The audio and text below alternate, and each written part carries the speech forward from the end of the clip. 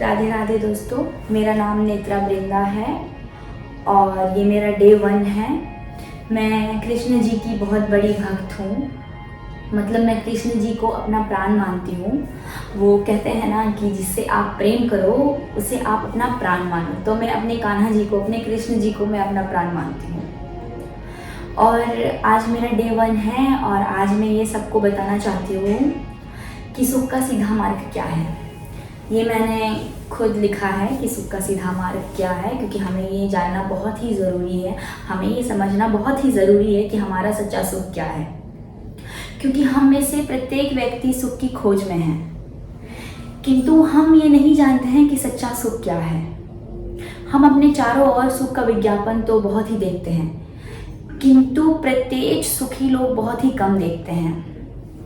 इसका कारण यह है कि बहुत ही कम लोग ये जानते हैं कि सच्चे सुख की स्थिति ईश्वर पदार्थों से परे है। यह वह सच्चा सुख है जिसका विवेचन श्रीमद् भागवत गीता में श्री कृष्ण जी ने अर्जुन को समझाया।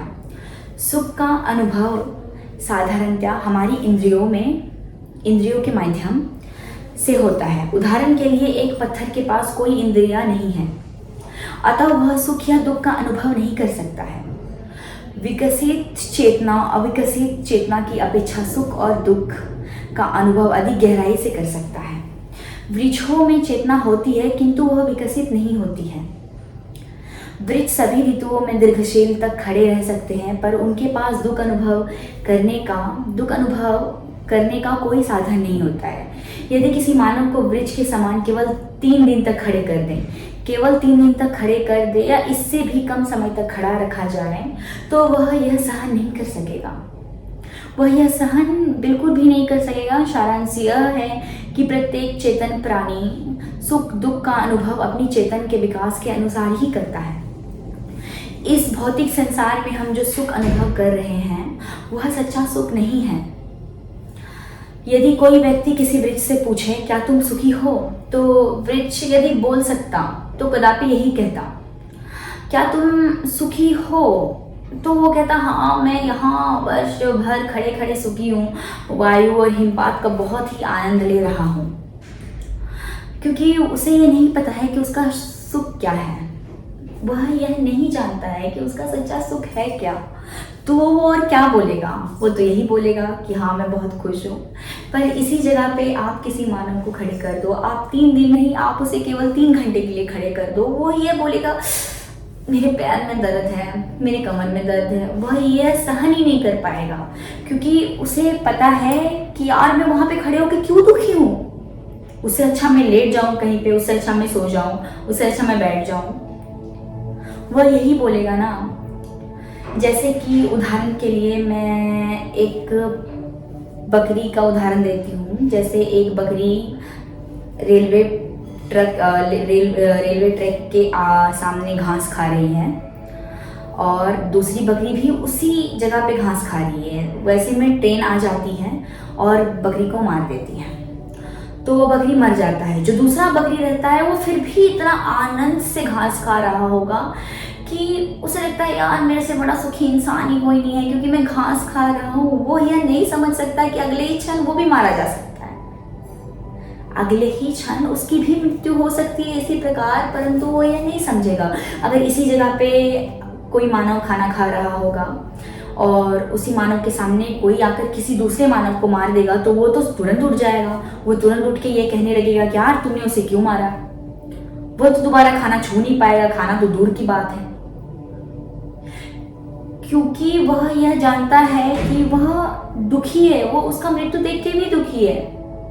किंतु जब वो जीवित रहेगा और उसके पास, उदाहरण के लिए उसके पास एक गाड़ी आ जाए, तो दूसरा व्यक्ति सोचेगा यार उसके पास ये गाड़ी है, मैं तो उससे बड़ा गाड़ी लूंगी या लूंगा। यही वो सोचेगा। अगर उसके पास किसी का रंग, आजकल तो ज़्यादातर रंग को लेके होता है, तो आजकल किसी का रंग अगर साफ रहेगा और किसी का रंग काला रहेगा, तो बोलेगा यार उसका रंग इतना गोरा है और मैं काला हूँ, मैं क्यों काला हूँ। भाई तुम लोग ये क्यों नहीं समझते हो, हमारे कृष्ण जी भी काले थे। कौन कहता है कि काला रंग खराब रंग होता है? कौन कहता है काला रंग अपवित्र है? कौन कहता है काला रंग से बड़ा कोई रंग ही नहीं होता है? काला रंग ही हमारे जीवन का रंग है। अगर आप उसे अपना रंग मानो तो वो हमारे लिए सब कुछ है। लेकिन यह मानव नहीं समझते हैं। मानव को लगता है कि हम अपने सुख की तलाश में हैं। कोई 10,000 का नौकरी कर रहा है तो कोई 20,000 का नौकरी कर रहा है। वो उसका नौकरी देख के बोल रहा है कि यार वो इतना बड़ा नौकरी कर रहा है, मैं 10,000 का नौकरी कर रहा हूँ।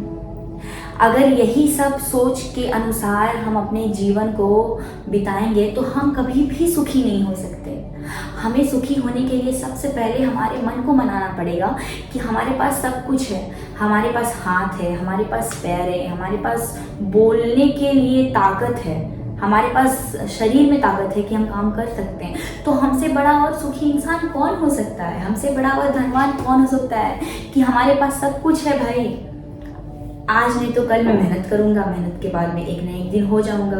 मैं उसके जगह पे क्या उससे भी ऊपर बढ़ सकता हूँ अगर मैं मेहनत करूंगा तो हम अपने सुख की तलाश में क्यों रहते हैं? और हम अपने सुख की तलाश में रहने के बावजूद भी हम सुखी नहीं हो सकते, क्योंकि हम ये समझते ही नहीं हैं कि हमारा सच्चा सुख क्या है।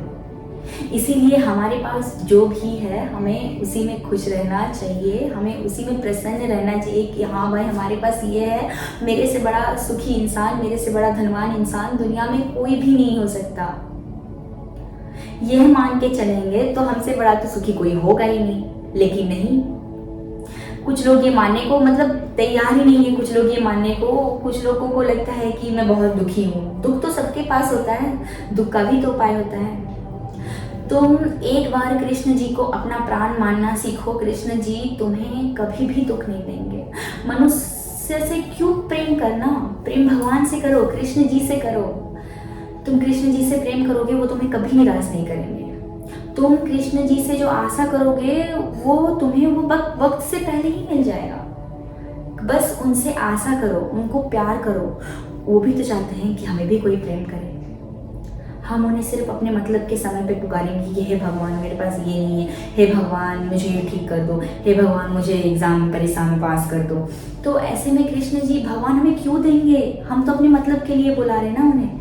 हमें बिना मतलब के उनसे प्रेम करना पड़ेगा। हम अपने माता पिता से जैसे प्रेम करते हैं ना, हम अपने माता पिता से प्रेम, वो अगर कुछ ना भी दे तो भी थोड़ी देर के लिए उनसे गुस्सा जाते हैं, मुंह फुला लेते हैं, फिर दोबारा माता पिता के पास, क्योंकि वो हमारे माता पिता हैं और हम उनसे निस्वार्थ प्रेम करते हैं। ठीक उसी प्रकार हमें अपने भगवान से, हमें अपने कृष्ण जी से भी निस्वार्थ प्रेम करना पड़ेगा, तभी तो वो हमें देंगे। जैसे हमें हमारे माता पिता देते हैं, जैसे हम अपने माता पिता के लिए उनके लिए सब कुछ है, वैसे ही हम अपने कृष्ण जी के लिए भी सब कुछ है। बस तुम उनसे प्रेम करना सीखो, वो तुम्हें सब कुछ देंगे।